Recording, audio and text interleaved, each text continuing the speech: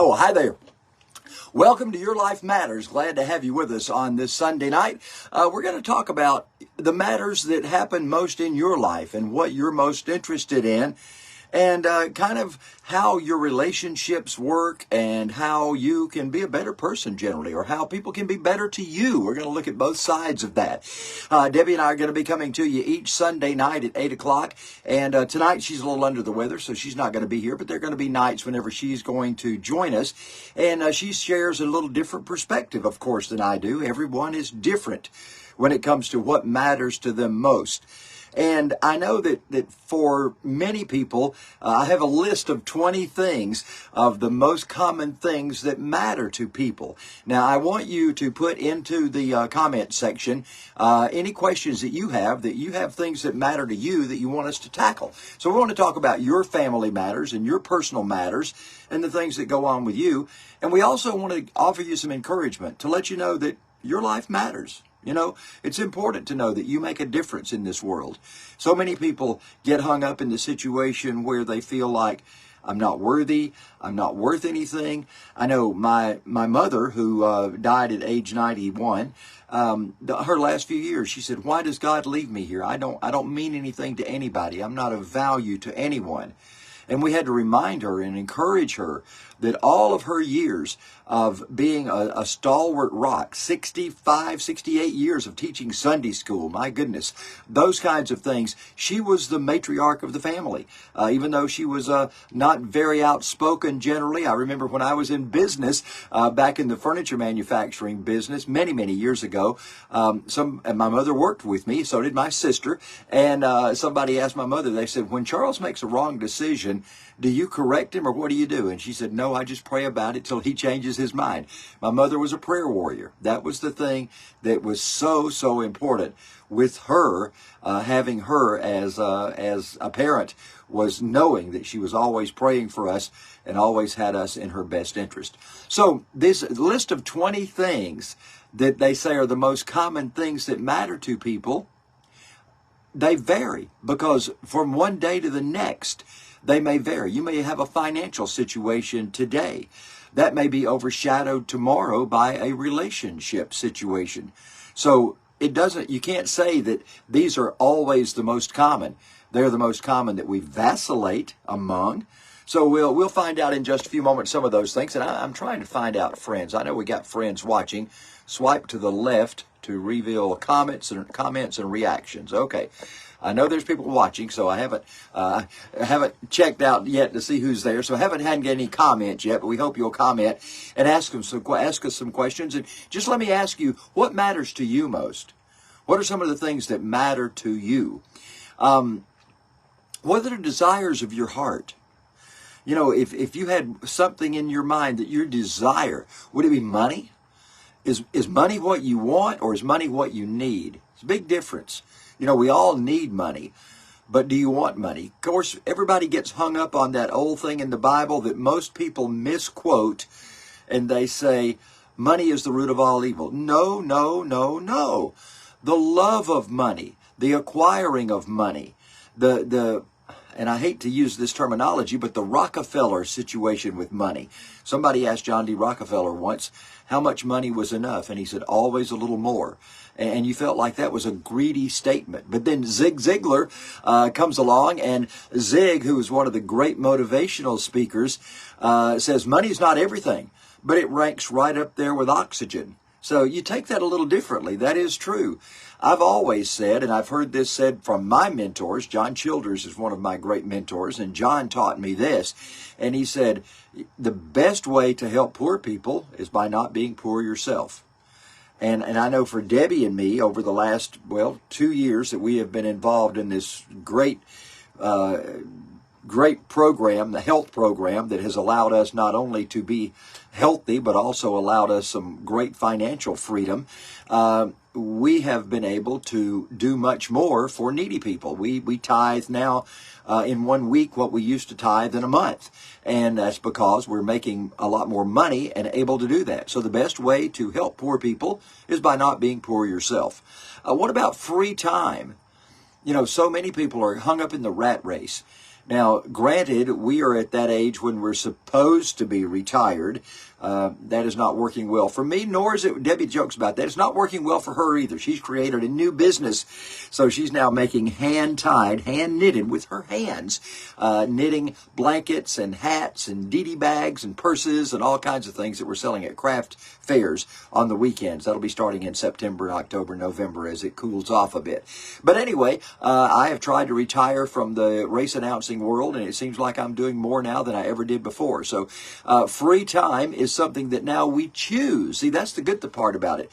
I don't have to be at any racetrack every Friday and Saturday night because I've committed to it.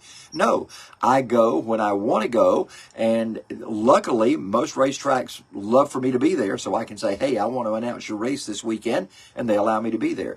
So it does give me a bit of freedom. Freedom is something that we all look for. We look for financial freedom. And what would that mean to you? What would financial freedom mean to you? Put in the comments if you have any ideas about financial freedom and what that would mean to you. Financial freedom to most people means being able to pay their bills. To many people, it means being able to go where you want, do what you want, and have what you want at any time. That's pretty much pure financial freedom right there. So how do you attain financial freedom? Well, there are a lot of different ways. As Sheldon says to Penny on one of the Big Bang Theory shows, it occurs to him that she could be okay if she just made more money. Well, most of us are in that boat, but you know what? Most people really aren't, because most people make more money and then they just spend more money. That they don't achieve any kind of freedom from finances because they don't know how to handle the money. They get more and they spend more.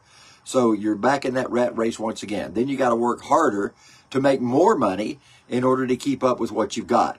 So financial freedom is something that is one of those things we strive for, but few people actually achieve it. Hopefully, we're going to be able to achieve financial freedom through this process that we're in and this business that we're in. We have over 600 clients now, and that is providing a very good salary for us and hopefully financial freedom very soon down the road. Relationships. Oh, my goodness. These are so difficult.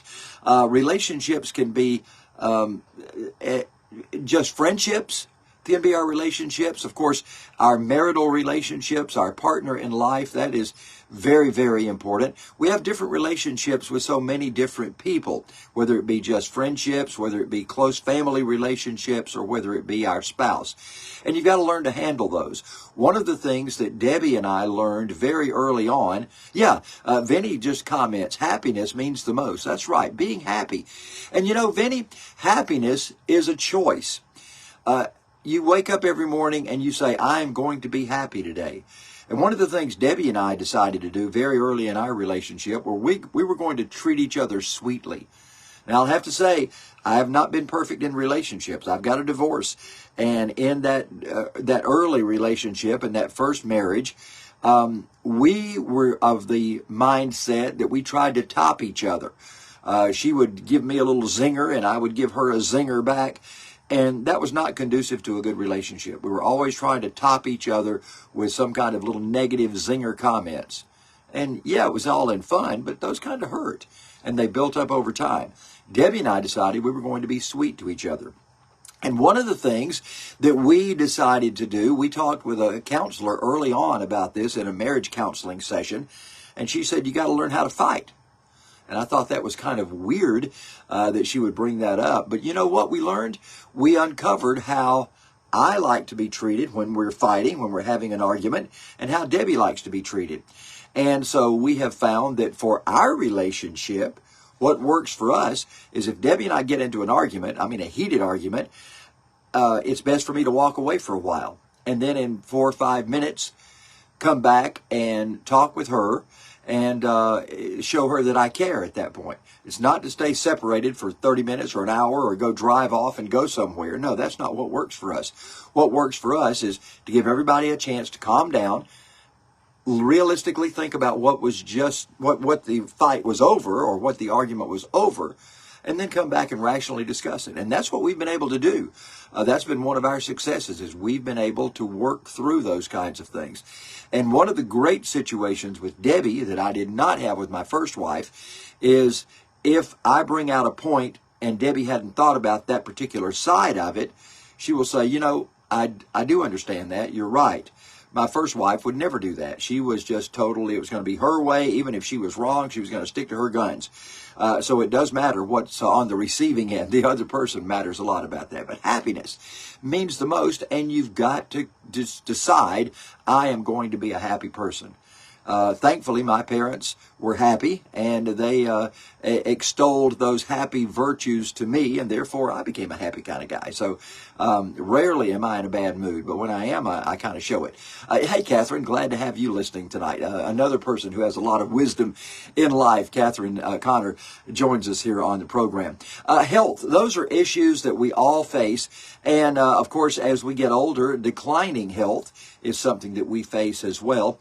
I don't know if many of you know about this or not, but I had some health issues in my late 30s. I actually found out later that I was being poisoned by arsenic. It was arsenic poisoning, which is very rare nowadays. A lot of people don't have access to arsenic, but someone very close to me did have access through an unusual situation, and poisoned me with arsenic, and I almost died. I had such a hard time recovering from that, and my internal organs, they said, had issues and probably would cause me issues the rest of my life. Therefore, I put on a lot of weight. I just could not control eating and certain things that my organs were damaged, and I thought that's probably going to end my life, and end my life early. And then we found this wonderful program which has just literally changed our lives in so many ways, and I'm down to a healthy weight. My organs are all working perfectly now, which is a godsend, because we thought that wasn't going to happen after the arsenic poisoning. So anyway, it has just been a complete turnaround. So our health is something that as we get older, we have more and more health problems. But we can reduce that by having a healthy weight, by having a healthy mobility program, whether it's exercise or whether it's walking or whether it's, in our program, we take people who are 500 and 600 pounds, and one of Dr. Anderson's things that he tells them is just try to stand up. While you're watching TV, try to stand up during a commercial break. We take people from absolute ground zero to try to get them have a little bit more mobility. So anyway, health is extremely important, and I did not think I was unhealthy. Sure, I was 275 pounds and having problems, and when I would do opening ceremonies at a racetrack, by the time I walked from the front straightaway up into the tower, I couldn't speak for 5 minutes.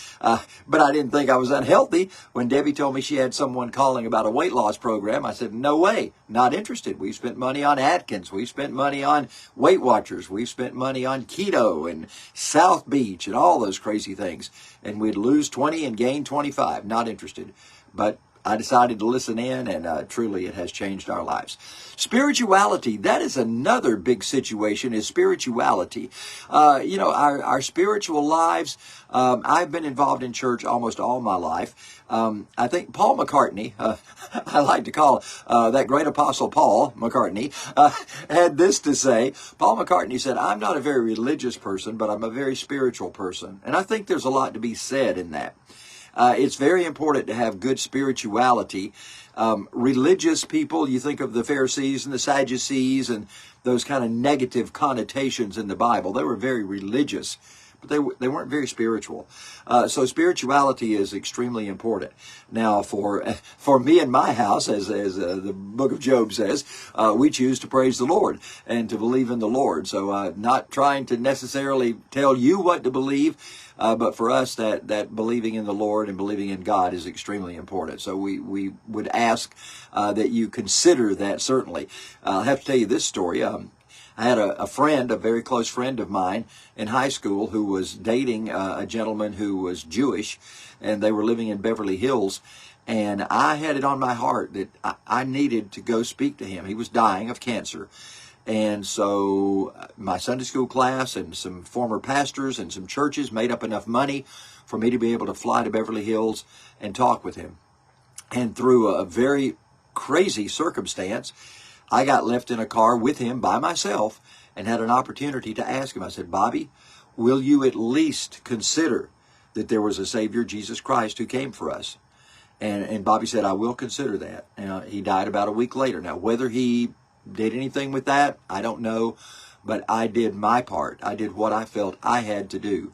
And we're all called to be fishers of men. So we have to take those opportunities when they come. Spirituality is extremely important. It's one of those great tenets of our life. And so many people struggle over that. We've got family members right now that struggle over atheism versus Christianity, and that's tough. And you want to go in and fix it. You want to go in and drill a hole, as my third grade teacher used to say, drill a hole in their head and pour the knowledge in. You want to do that, but you can't. You've got to let them come to you on their terms, and hopefully their terms will happen at some point. So that's where prayer comes in. We have an active prayer life, and it is extremely important to pray for those people and have a community of people who pray as well. Our small group class, we now call them life groups at Ebenezer. We have our prayer list that comes out to us almost daily, and of course our church has a daily prayer list that comes out. And we as a community, we band together and pray for people. It's extremely important to do that. If you're not part of a community, you're missing out. Community is so important. And when I say community, I don't mean where you live. I'm talking about people who you can commune with on a regular basis. In our health program, we have communities of people. They're so supportive and so helpful.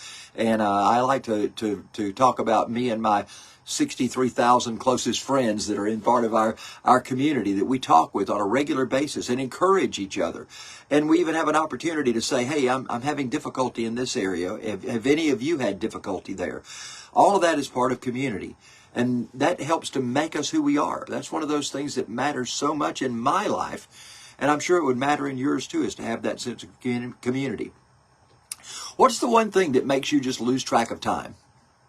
What do you just love so much that you just lose track of time? I know for Debbie, it's those hand-knitted blankets and things. She'll get into her craft room and she'll work for hours and hours and hours and not realize that she's missed meals, that she's missed TV shows, she's missed things she wants to do because she is so passionate about it. I don't know that I am in a situation right now where I have something like that I'm so passionate about.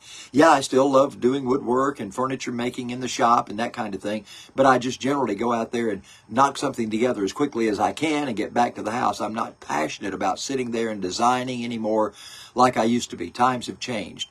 I do like doing something like this. I'm losing track of time right now. I was going to do this about 25 or 30 minutes, and this may turn into an hour program. I don't know. I am passionate about this.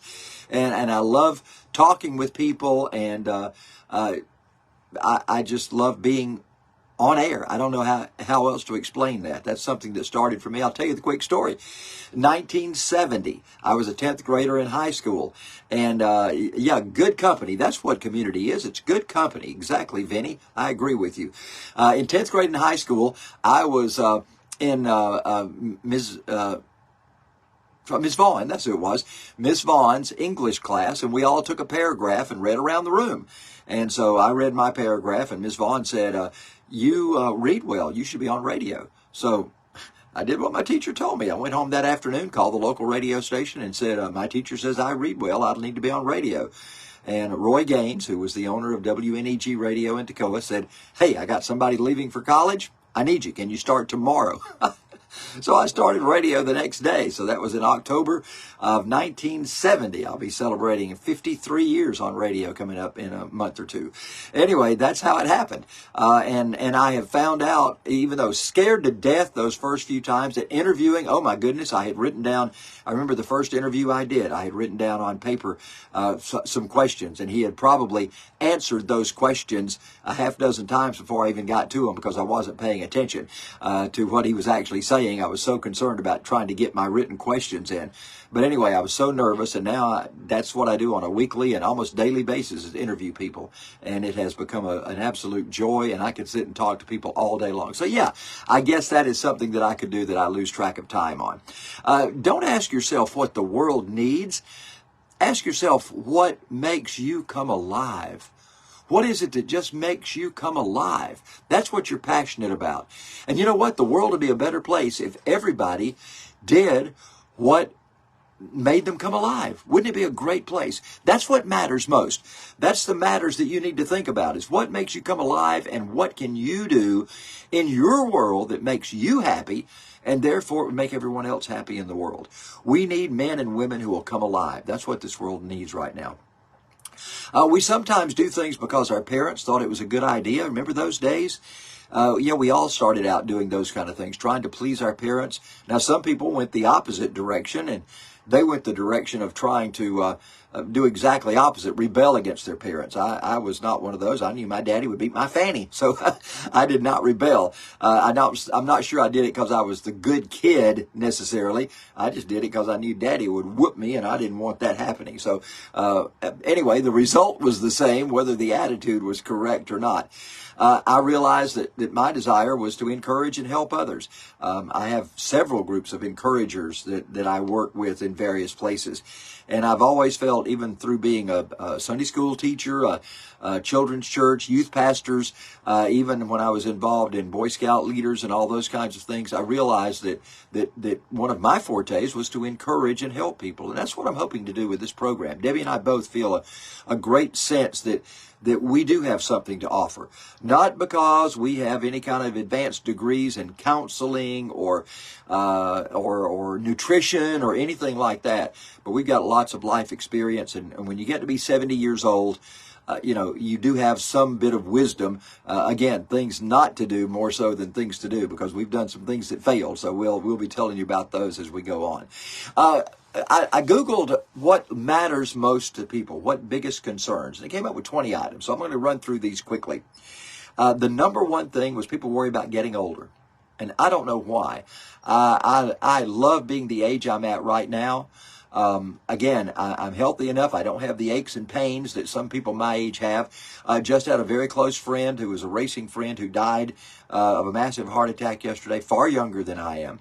And just some people don't handle aging well. Their body doesn't handle aging well. And truthfully, a lot of it goes back to what happened to you in your younger days. So many people abuse their bodies with drugs and alcohol, and their body just never recovers. Again, thankfully, the arsenic poisoning that I had, that situation, I've been able to recover from that. At least my doctors say everything looks great. So I am so fortunate that was a situation that did not last too long. So for me, getting older, I welcome it. I am so happy to be an older person, because I found out that people are no longer intimidated by me in any way. We were at the Optavia convention. That's our health program convention last week in Atlanta. And if I were 35 years old and buff and cool looking, I don't think that every woman in the place would be comfortable with me trying to hug them. But when you're old and you wear a yellow hat, man, you don't intimidate anybody. Everybody's just happy to see you, and they're happy to hug you. So as you get older, you don't have to worry about those stigmas. They just kind of go away, and you can be the person you want to be, and nobody is put off by you. So there's some bit of solace in that situation. Financial situations. Oh, that plagues so many people, about just not having enough money to get through. As Jim Rohn likes to say, you have more months left than money. And so that sometimes happens. And that's one of the things that we are trying to help people with through our program, not just the health, but healthy finances. We can help with that too. So that is an area, if you're needing healthy finances, we can help you achieve that. So give us a holler and we'll help you out with that. Low energy. So many people have low energy, and that is a huge concern. As you get older, the metabolism slows down. You don't process your foods in a more energetic way as you used to. You're eating the wrong things. All these things come down to nutrition. The energy level comes down to a nutritional level. And it's not that I need to go to the gym and I need to get the endorphins pumping. Sure, that might help, but you're not going to lose weight. You're not going to get much healthier in the gym. You're going to have that happen through a nutrition program. So the kitchen is where all that occurs. So low energy can even be a product of a bad diet. If you get that diet straight, you get a little mobility going, get that metabolism built up, the energy level will rise. And that's a good thing, to get more energy. We all need more energy to be able to tackle the things that we have in life. Again, very fortunate that I have good energy. I'm always ready to go and ready to tackle anything. And I thank God for those little things that you don't think about too much that he provides you with. And energy is one of those for me. Diet. People are concerned about their diet. They want to know, am I eating keto? People talk about eating clean. They talk about eating no carbs, low carbs. Where in the world do you fall on the spectrum of that? Well, if you're in a diet, you know what the first three letters of diet is? Die. It's going to make you die if you're trying to get on a diet. You are not going to succeed whatsoever. We are not a diet. We are a mindset change and a proper nutritional plan. It is not a diet. We get lumped into that category so many times, but what we do is not a diet. Diets just fail. And anybody that's ever been on one, it was like I was talking about the keto and the Atkins and those kind of things.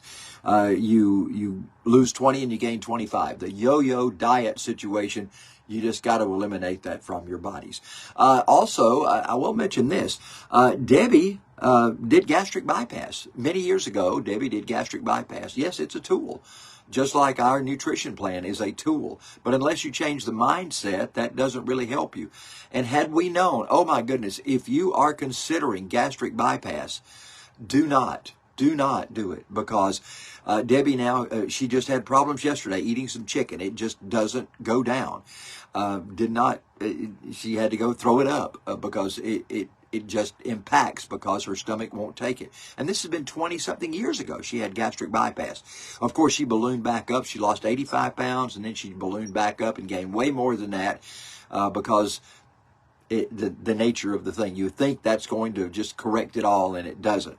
Also, there's many medicines that she can't metabolize. Her stomach is bypassed. It's right there in the name. So you can't get the nutrients from so many things, and certainly the medical value you can't get from those medicines because all of that area of the stomach has been bypassed. So please, if you're considering gastric bypass, talk to us before you do it. Get all the facts. The doctors will not tell you all the facts, and we learned the hard way. And so Debbie has now found a way to lose weight properly and without having to go the gastric bypass route. I wish we had had this information 20 some odd years ago, but we didn't. Credit card debt. Oh, that is such a big deal that so many people are dealing with right now. Do you know the majority of the country is in credit card debt and in financial straits because of credit cards? Did you know if you pay the minimum payment that most credit card companies apply like $5 to the principal and all you're paying is interest? If you pay the minimum payments, you're never going to pay them off. One of the great things that I just uncovered this past week that would be useful to you is this is a strategy I found on Google and on YouTube, so don't hold me responsible for this, but I think it's a great strategy. Take your credit card debt and get a new card. Yeah, get a new card, one that has free transfers, and they will charge you no interest for 21 months, 24 months, 36 months, get whatever you can get, transfer that debt over to that and pay what you would normally been paying in minimum payments to try to pay that off because you've got no interest accruing there. All you're paying on the others when you're paying minimum payments is you're paying mostly interest. So this is a way to get that credit card debt off. And you're doing it by just opening new credit cards. And the reason that you may say, why would the credit card companies do this, knowing that you're going to pay that off? Well, the majority of people don't do that. The majority of people will put that balance on there and not pay it off in the prescribed time. Then they're going to charge you their 24, 25, 29% interest on that. And most of those will go back to the day you first signed up and tack it on all those 24 months or 29 months. So you get a double whammy. So anyway, the credit cards, there is a way out, but that stresses people out a lot. Number 6 is job security. So many people worry about their job. You know, we're in a situation nowadays where job security was different back in the 70s, 60s, 70s, 80s, even 90s. People stayed at jobs for 30 and 40 years. They had secure jobs. We didn't have so much foreign manufacturing. Now we have companies going out of business. We have people who just decide that they may make a nickel more an hour somewhere else and they just won't show up. They don't work out a notice. There's no loyalty among employees and very little loyalty among companies now. Very few companies really have the integrity that they used to have when it comes to taking care of their employees. So job security is an important matter that's in people's lives, a very important matter. A lot of people worry about their rent and their mortgage. You know, the prices of houses are going up right now. Oh my goodness. We had the appraisal done on our house, and Debbie and I, our eyes just bugged out of our heads. Are you kidding me? With the comps being like they are nowadays, we had no idea that our house was worth as much as it is. And we could probably sell it for a great profit right now. But this housing bubble is going to burst at some point. And if you've got, we're very fortunate that we have a mortgage that is relatively low. We got it back when it was 3%, maybe 3.5%, 3.1%, something like that. So when you look at what people are paying for rent nowadays, our mortgage is way lower than what we would have to pay for rent on a very small place. But that is so important to other people. What you're going to do. You know, we grew up, and it was our philosophy when I grew up, there was never any question that we were going to build our own house. I lived with parents who had their own house and had always had their own houses. We didn't rent. We weren't involved in having to keep up someone else's property. We always had our own. And sure enough, in 1976, when I got married, we had our house built and ready to move into. Did much of the work ourselves. That's the way you did things back in those days. You bought the materials and you built it yourself. And so then Debbie and I were able to expand that and continue working on that house whenever we got married, and expanded it into a place that has radio studios. We have all kinds of things in our house that we love and adore. And thankfully, we have the opportunity to do that. But so many people, that housing experience is not as good for them as it has been for us. And that is an issue for people. The rent, the mortgage, where am I going to live? Can I continue to live there? Am I going to make enough money to be able to pay it? Again, if money is your situation, talk to us. We've got ways to help you get that money situation worked out a little better. Hi, Karen. Kaylin, how are you doing? Kaylin Eccles. Oh, I haven't talked to Kaylin in a long time. It's good to see you on here tuning in. We're talking about what matters. Your life matters. That's what we're talking about, is your life matters. And so if you have a matter that you want to talk about, put it there in the feed and we'll talk about it.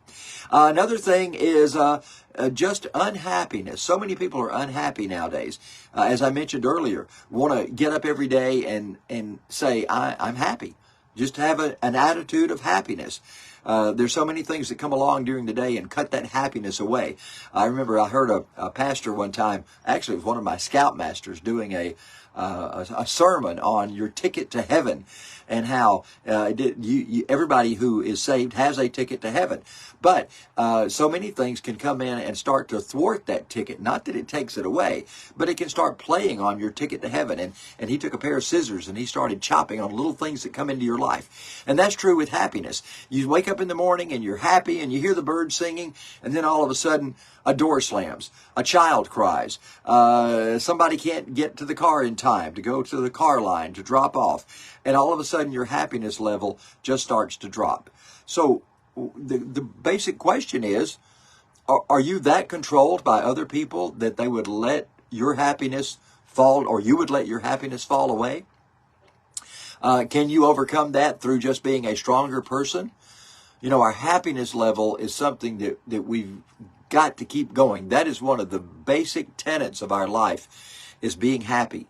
And, you know, the Apostle Paul talked about being content. He wasn't necessarily happy, but he said, I found a way to be content. And there's a difference. You know, we watched some movies last weekend. We were at the convention. We watched some things from talking about contending. It was part of the Rocky series and Creed. And it's not whether you win or lose, but are you contending each day? Are you contending for more happiness each day? Are you contending for financial stability each day? Are you not letting it drag you back? Are you contending? I think contending is a great word. It doesn't mean you've arrived.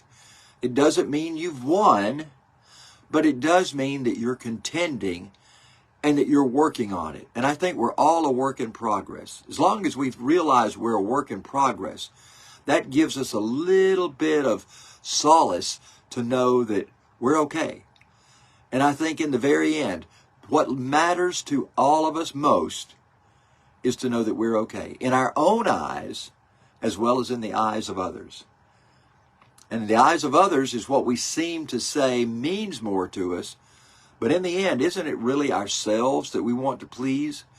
We want to make sure at the end of the day that we please ourselves and that we say, we've done good. We've done as good as we could under the circumstances we had. See, now that's a difference. We've done as well as we could possibly do under the circumstances that were presented to us. I look back in my life, and there's many times I would have done something way differently because now I know the circumstances differently than I did then. But I made the best decision I could make at that time with those circumstances. So let's strive each day to try to see if we can be happier. I think happiness is the root of everything in our lives. If we can be happy, we're going to have a good day.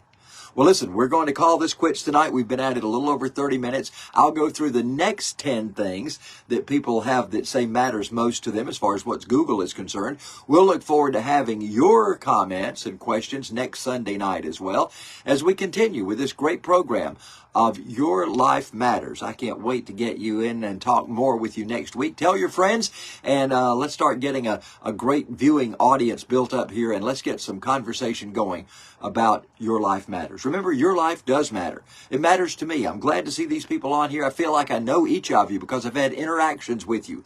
So I want to be part of your life, whether it just be as a Facebook friend or whatever. We want to be part of your life and want you to know that you matter. Thanks so much for tuning in tonight. We'll see you again next Sunday night. Don't forget, Healthy Happy Hour comes up on Tuesday at 5:15. I'm going to be making shrimp scampi. Yeah, shrimp scampi coming up.